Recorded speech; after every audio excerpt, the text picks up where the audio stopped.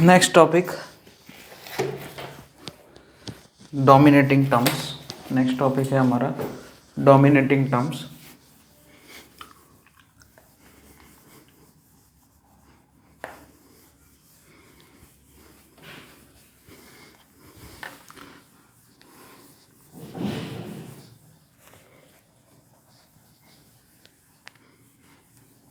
तो उसमें सबसे पहले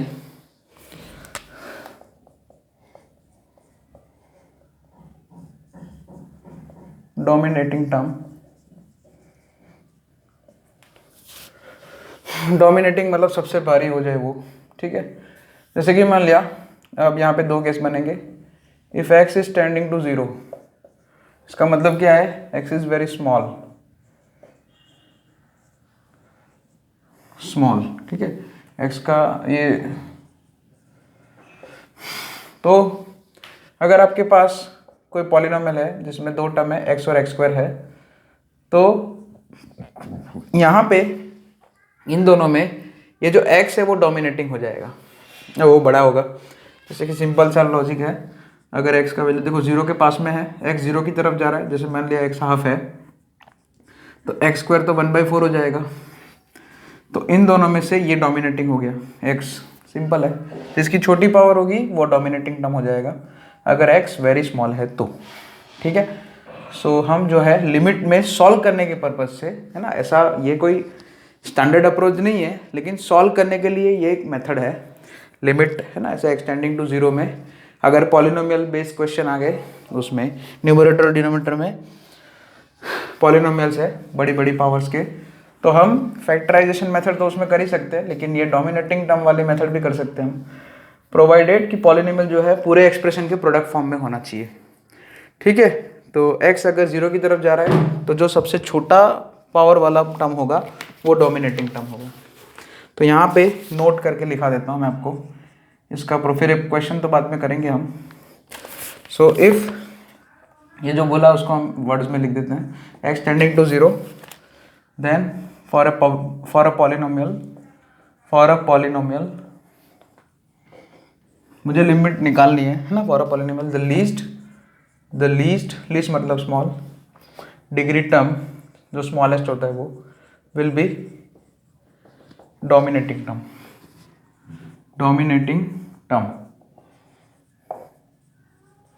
ठीक है। And in its comparison rest terms can be neglected, rest terms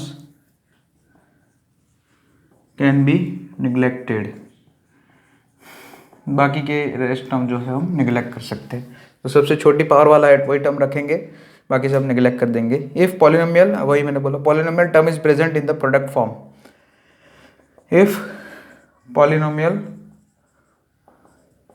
term is present in product form,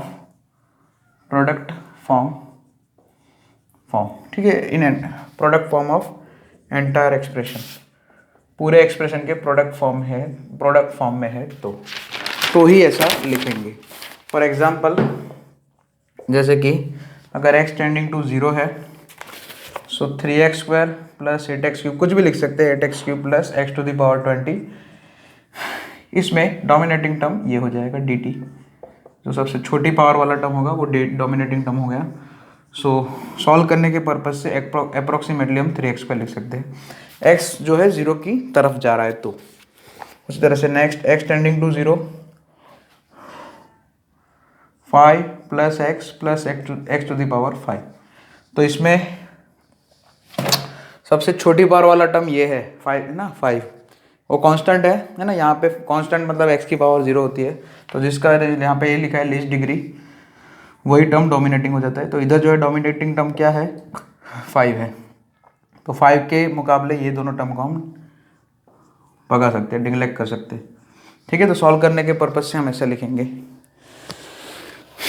okay. ये हो गया एक पार्ट जिसमें x जो है टेंडिंग टू 0 हो रहा है, अगर तो ऐसे काम करेंगे। अब दूसरा एक पोर्शन है, दूसरा एक मतलब थियोरी है, सेकंड पार्ट, तो इसमें दो ही आएंगे, या तो x टेंडिंग टू 0 हो या तो x इन्फिनिटी हो। अब यहाँ पे क्या है, x is very large, x अगर इन्फिनिटी की तरह जा रहा है मतलब x इज़ वेरी लार्ज, बहुत बड़ा नंबर हो गया अगर, तो फिर इन दोनों में डोमिनेटिंग ये बड़े पावर वाला होगा। मतलब इधर जो है x प्लस एक्स स्क्वायर में अगर मुझे निगलेक्ट करना है तो मैं x को निगलेक्ट करूँगा, तो यहाँ पे ओके यही नोट रहेगा। सो यहाँ पे यही जो है नोट रहेगा, बस यहाँ पे लीस्ट की जगह if x tending to infinity हो गया, ठीक है। ये नोट नंबर इसी सेकंड का नोट नंबर ऐसे करके लिख देना आप। If x tending to infinity then for a polynomial highest degree term, है ना, इधर क्या होगा, highest degree term will be dominating term in its comparison base terms can be neglected. और इसमें भी वही पॉलिनोमियल जो है वो क्या होगा, पूरे एक्सप्रेशन के प्रोडक्ट फॉर्म में होना चाहिए। और इसके भी एग्जांपल देख लेते हैं, दूसरे लिखते हैं, ठीक है।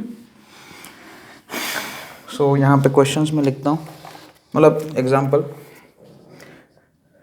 तो यहाँ पे if x tending to infinity 5x raise to power 4 plus 3x to the power 20 plus x to the power 11, तो इन तीनों में डोमिनेटिंग टर्म ये 20 पावर वाला होगा। सो यहाँ पे हम सॉल्व करने के पर्पज से हम क्या लिख सकते हैं, 3x रेज़ टू 20। ये तीन में से जो है, ये तीन टर्म में से ये जो बीच वाला टर्म है जिसकी पावर सबसे ज़्यादा है वो डोमिनेटिंग हो जाएगा, तो बाकी के दोनों हम निगलेक्ट कर सकते हैं लिमिट का क्वेश्चन सॉल्व करने के पर्पज से। ओके चलिए, तो अब यहाँ पे 3x square plus x to the power 7 plus 9x raise to 10 है, तो is approximately 3x square if x tending to 0, ठीक है। अगर x 0 की तरफ जाएगा तो छोटी पावर वाला टर्म जो है डोमिनेटिंग टर्म हो जाएगा, और x अगर इन्फिनिटी की तरफ जाएगा तो बड़ी पावर वाला जो टर्म है वो डोमिनेटिंग टर्म हो जाएगा if x tending to infinity, ठीक है। तो ये हो गया। नेक्स्ट, अच्छा प्लस माइनस इन्फिनिटी लिख सकते हैं यहाँ पे, इवन पावर है ना इसलिए। ओके नेक्स्ट है हमारा इफेक्टिव नोट नंबर 3 करके, ये सेकंड नोट लिख सकते हैं, इसको सेकंड नोट करके लिख देना।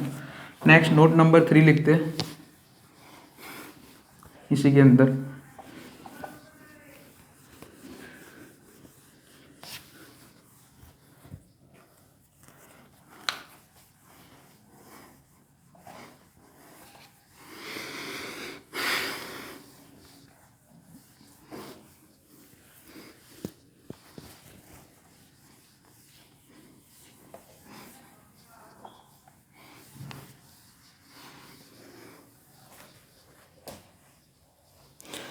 चलिए, तो नेक्स्ट है हमारा effective degree of polynomial, note number 3। So effective degree of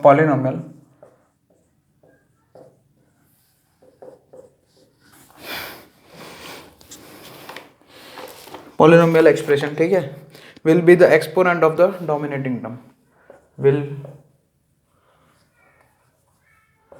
will be exponent of dominating term, dt मतलब डोमिनेटिंग टर्म। तो वो तो डिपेंड कर रहा है x, मतलब जैसे कि मान लिया for example x tending to 0 है और 3x to the power 5 plus x to the power 7 plus 8x to the power 10, तो इसमें डोमिनेटिंग टर्म ये हो जाएगा, है ना। तो उसका जो डिग्री है 5 है, वही हमारा इफेक्टिव डिग्री हो जाता है। इफेक्टिव डिग्री कितना हो जाएगा इधर 5, इफेक्टिव डिग्री कितना बोलेंगे हम 5। और इसी पॉलिनोमियल में अगर x टेंडिंग टू, इसी पॉलिनोमियल के लिए अगर x टेंडिंग टू इन्फिनिटी होता, पहले क्या लिया x tending to 0, second case क्या ले रहे x टेंडिंग टू इन्फिनिटी, तब जो है इफेक्टिव डिग्री कितना हो जाएगा 10, क्योंकि तब डोमिनेटिंग टर्म ये होगा। अगर x इन्फिनिटी की तरफ जा रहा है तो डोमिनेटिंग टर्म क्या होगा 8x रेज़ टू 10, तो डोमिनेटिंग टर्म का पावर कितना, उसमें डिग्री कितना है, डोमिनेटिंग टर्म का डिग्री 10 है, इसलिए तो वो डिपेंड करेगा x की लिमिट, x कहाँ जा रहा है ना, डोमिनेटिंग इफेक्टिव डिग्री के लिए। चलिए अब कुछ क्वेश्चंस करते हैं। अब जो है कुछ क्वेश्चंस यहाँ पे हम कर लेते हैं। Fine.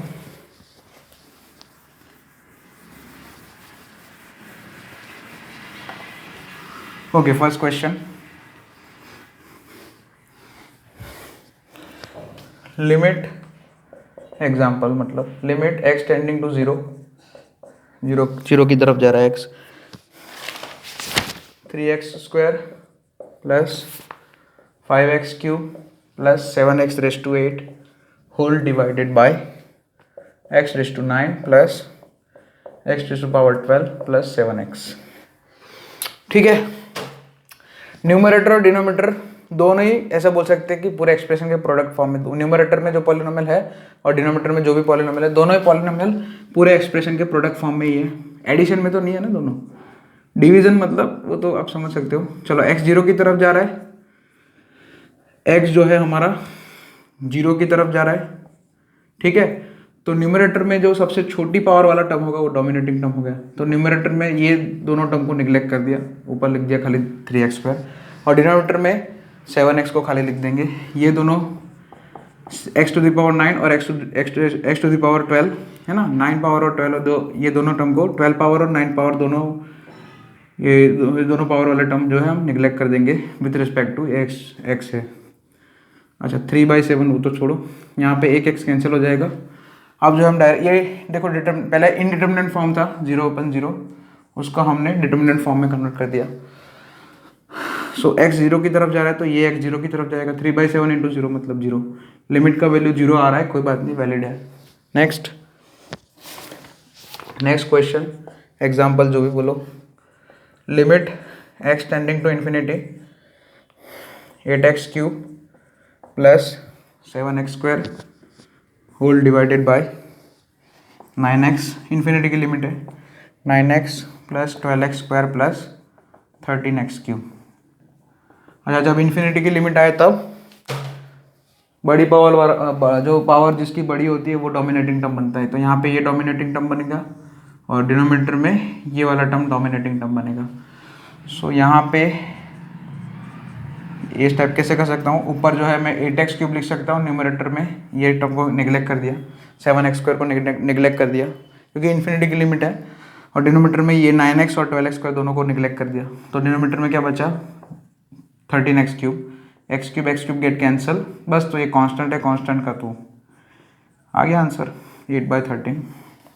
Limit x tending to infinity 8/13 मतलब 8/13 ही होगा। सो ये बन गया।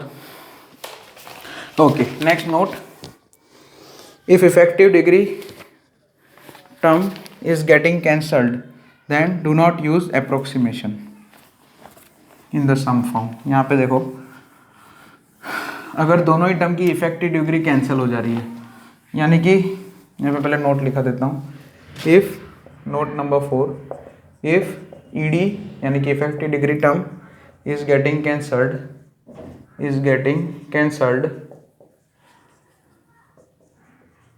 Cancelled then do not use approximation, मतलब ये मेथड नहीं यूज कर सकते, अप्रोक्सीमेशन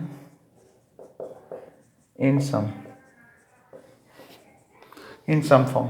ठीक है, जैसे कि फॉर एग्जांपल क्वेश्चन ऐसा आ गया, कल उठ के कि limit x tending to infinity, अंदर है √(x² plus x plus 4 minus √(x² plus 3x plus 1।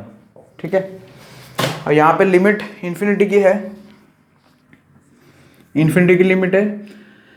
अच्छा, ये पॉलिनोमियल है अंदर, ये क्वाड्रेटिक पॉलिनोमियल है और उसके ऊपर स्क्वायर रूट लगा है, बाद में लगा है। ठीक है, और ये स्क्वायर रूट के अंदर तो दोनों में क्वाड्रेटिक पॉलिनोमियल है, तो इसमें डोमिनेटिंग टर्म ये हो गया। ठीक है, तो मतलब x और 4 हम निगलेक्ट कर सकते हैं, यानी कि √(x²) हो जाएगा, यानी कि ये x हो जाएगा। उसी तरह से यहाँ पे भी ये जो अंदर लिखा है x² प्लस 3x प्लस 1, उसमें डोमिनेटिंग टर्म x² हो जाएगा, तो उसमें भी हम जो है √(x) लिख सकते हैं। सो x माइनस x अल्टीमेटली हो जाएगा। तो ऐसा नहीं कि हम 0 लिख देंगे, यहाँ पे डोमिनेटिंग टर्म का जो डिग्री है वो 1 है, इधर भी 1 है ना, इफेक्टिव डिग्री यहाँ पे भी 1 है क्योंकि x हो गया ना, स्क्वायर रूट और स्क्वायर रूट लग गया ना, इसलिए सो इफेक्टिव डिग्री इधर भी 1 है, तो हम डायरेक्ट ऐसे जीरो आंसर थोड़ी बोल सकते हैं, क्योंकि ये तो इन्फिनिटी माइनस इन्फिनिटी फॉर्म है। तो square root minus square root form का क्वेश्चन कैसे करना है, इसमें हम जो है अप्रोक्सीमेशन नहीं लगा सकते, तो ये माइनस है ना, डिफरेंस फॉर्म में ऐसे नहीं लग सकते, तो इसमें जो है हमें क्या करना पड़ेगा, रेशनलाइजिंग करना पड़ेगा। ऐसे क्वेश्चन हमने पहले किए हुए हैं। सो रेशनलाइजिंग करेंगे, यानी कि इसके रेशनलाइजिंग फैक्टर से मल्टीप्लाई और डिवाइड करेंगे, यानी कि root x plus 4 plus under root of x square plus 3x plus 1 से मल्टीप्लाई और डिवाइड करेंगे। तो न्यूमरेटर में एक्स प्लस 4 हो जाएगा minus x square plus 3x plus 1 हो जाएगा, और डिनोमिनेटर में square root of x square plus 4 plus under root of या square root of x square plus 3x plus 1। X square get cancel, x minus 3x कितना हो जाएगा, x minus 3x हम क्या लिख सकते हैं, minus 2x 4 minus 1 plus 3, fine, whole divided by, अच्छा रूट ऑफ एक्स स्क्वायर है। अब यहाँ पे वही, जैसे ये इन्फिनिटी बाय इन्फिनिटी फॉर्म बन गया है, तो हम न्यूमरेटर और डिनोमिनेटर में से मैक्सिमम पावर कॉमन निकालने की कोशिश करेंगे। तो यहाँ से कितना कॉमन निकलेगा, x कॉमन निकलेगा, क्योंकि यहाँ अंदर से एक्स स्क्वायर कॉमन निकलेगा मैक्सिमम, लेकिन स्क्वायर रूट में से बाहर आएगा तो x हो जाएगा। सो 1 प्लस 1 बाय एक्स प्लस 4 अपन एक्स स्क्वायर। सिमिलरली इधर भी क्या बनेगा, इधर भी वही x कॉमन आएगा, तो मैं पूरे एक्सप्रेशन में से, यहाँ पूरे में से x कॉमन निकाल देता हूँ। सो 1 plus 3 by x plus 1 upon x square. Okay, और ऊपर से भी आप x कॉमन निकाल दो, तो यहाँ पे ये -2 लिख दिया, ये -2, ठीक है, -2x का -2 लिख दिया, और 3 बाई एक्स है। न्यूमरेटर में से भी मैंने x कॉमन निकाला, x कैंसिल हो गया, बस अब x इन्फिनिटी की तरफ जा रहा है, तो 1 अपन x हो गया, 1 अपन एक्स स्क्वायर, वो सब क्या 0 की तरफ जाएगा। सो न्यूमरेटर में क्या हो जाएगा, -2, और डिनोमिनेटर में क्या हो जाएगा, under root 1 plus under root 1, मतलब 1 प्लस 1 2, सो -2/2 कितना हो जाएगा भाई, -1। लिमिट का आंसर आएगा, ऐसे सॉल्व करेंगे, ठीक है, जैसे हमने पहले भी ऐसे क्वेश्चन किए हुए हैं रेशनलाइजिंग के, ठीक है, फाइन। तो ये हमने कर दिया। ओके, अब एक नोट एक और लिखा देते हैं। ओके, अब इफेक्टिव डिग्री के रिस्पेक्ट में हम बात करते हैं। नोट नंबर 5 आ रहा है हमारा, चलिए, तो उसमें सबसे पहले टेंस टू 0 का समझते हैं, और फिर टेंस टू इन्फिनिटी का। एक और मतलब यहाँ पे कॉन्सेप्ट है छोटा सा, वो समझा देता हूँ।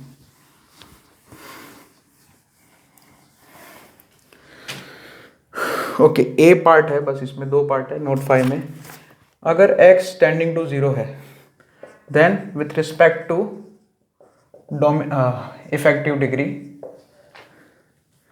अगर हायर अपन लोअर है तो लिमिट 0 हो जाएगा। कैसे, जैसे कि यहाँ पे लिमिट x टेंडिंग टू 0 है, ऊपर एक्स स्क्वायर हो गया, नीचे x हो गया, तो आंसर 0 आएगा। ऊपर हायर पावर है, नीचे लोअर पावर है, समझ रहे हो, डोमिनेटिंग टर्म के यहाँ पे डोमिनेटिंग टर्म नहीं, मतलब हायर पावर अपन लोअर पावर है, मतलब यहाँ पे पॉलिनोमियल अपन पॉलिनोमियल ही है, लेकिन ऊपर जो है वो हायर पावर हायर डिग्री का पॉलिनोमियल है, नीचे लोअर डिग्री का पॉलिनोमियल, तो 0 हो जाएगा। फिर लोअर अपन हायर है तो डज नॉट एग्जिस्ट हो जाएगा। कैसे, इसी में उल्टा कर दो, limit x tending to 0 x upon x square, ऊपर लोअर पावर है, नीचे हायर पावर है, तो यहाँ पे ये बेसिकली ऐसा हो जाएगा, एक x कैंसिल कर सकते हैं, limit x tending to 0 1 upon x, x अगर 0 की तरफ जा रहा है तो 1 अपन एक्स इन्फिनिटी की तरफ जाएगा, तो लिमिट का वैल्यू ऐसे इज इक्वल टू इन्फिनिटी नहीं लिख सकते, तो लिमिट ऐसा कहीं इन्फिनिटी की तरफ जा रहा है कोई वैल्यू, तो उसको हम डज नॉट एग्जिस्ट ही बोलेंगे, ठीक है, लिमिट डज नॉट एग्जिस्ट, ठीक है। और अगर इक्वल अपन इक्वल है, मतलब ऊपर भी क्वाड्रेटिक है, नीचे भी क्वाड्रेटिक है, तो फिर जो है लिमिट का आंसर कोई रियल नंबर आएगा, ठीक है, नॉन जीरो फाइनाइट, मतलब है ना, ऐसा लिखेंगे, रियल नंबर मतलब नॉन जीरो फाइनाइट हो जाएगा, नॉन जीरो फाइनाइट नंबर हो जाएगा, ठीक है। जैसे कि limit x tending to 0 3x³ plus 4x² plus 7x plus 2 whole divided by 5x³ plus 8x² plus x minus 1। तो इसमें अगर x 0 की तरफ जा रहा है तो न्यूमरेटर में डोमिनेटिंग टर्म ये 2 हो जाएगा, डिनोमिनेटर में डोमिनेटिंग टर्म ये -1 हो जाएगा। तो लिमिट का आंसर आपको -2 मिलेगा। ठीक है, 2/-1 मतलब -2 मिलेगा। चलिए, ये हो गया ए पार्ट। अब बी पार्ट में कुछ नहीं, आप समझ गया कि क्या लिखूंगा मैं अभी। अगर x इन्फिनिटी की तरफ जा रहा है then with respect to effective degree higher upon lower है तो डज नॉट एग्जिस्ट हो जाएगा। सिंपल है, x अगर इन्फिनिटी की तरफ जाएगा तो x² जो है limit x tending to infinity x हो जाएगा, है ना। मतलब x इन्फिनिटी की तरफ जाए तो इन्फिनिटी कोई आंसर थोड़ी हुआ। और 1/x² है, सॉरी x/x² है, लोअर अपन हायर है तो लिमिट जो है वो 0 हो जाएगा, है ना। लोअर अपन हायर है तो 0 हो जाएगा। और इफेक्टिव अपन सॉरी इक्वल अपन इक्वल है तो इसमें भी जो है नॉन जीरो फाइनाइट नंबर आएगा।